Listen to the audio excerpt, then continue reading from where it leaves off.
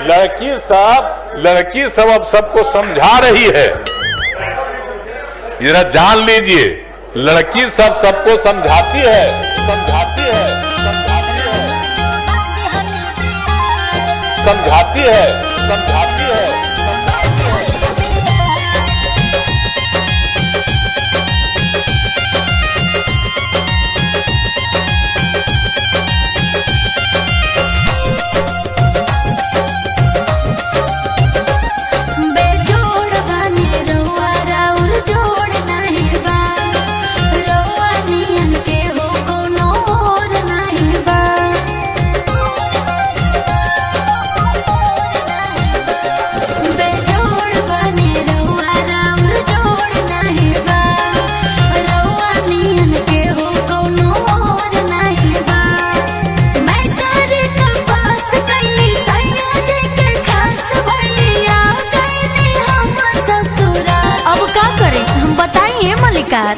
पुरुष है वो तो रोज रात में जो सदिया होता है उसके साथ करता है ना,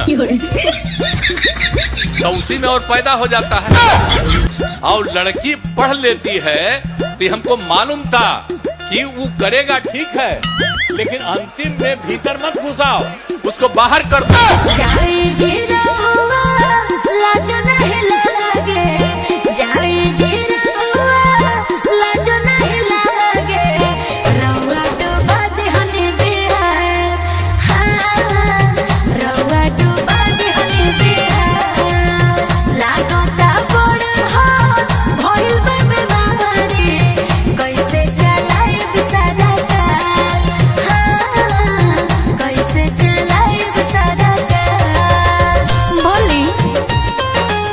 Music by Tinku Tufan।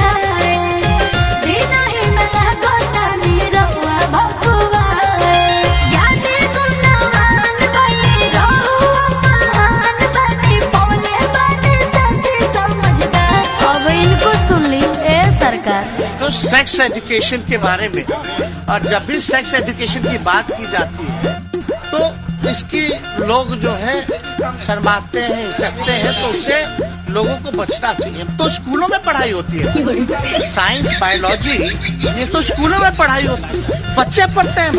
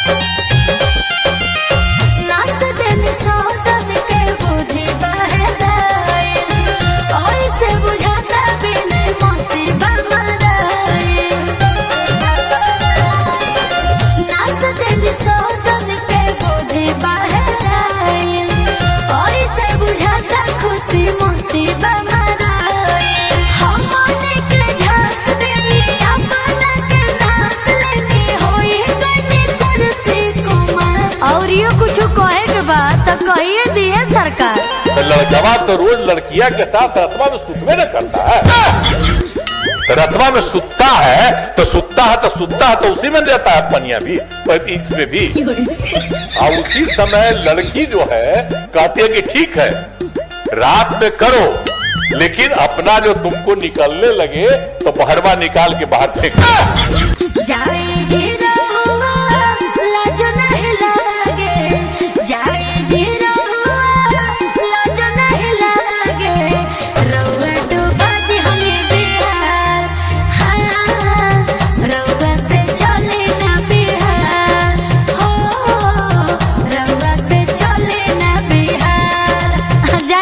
सभा के शोभा बढ़ा देने। प्रणाम है सरकार।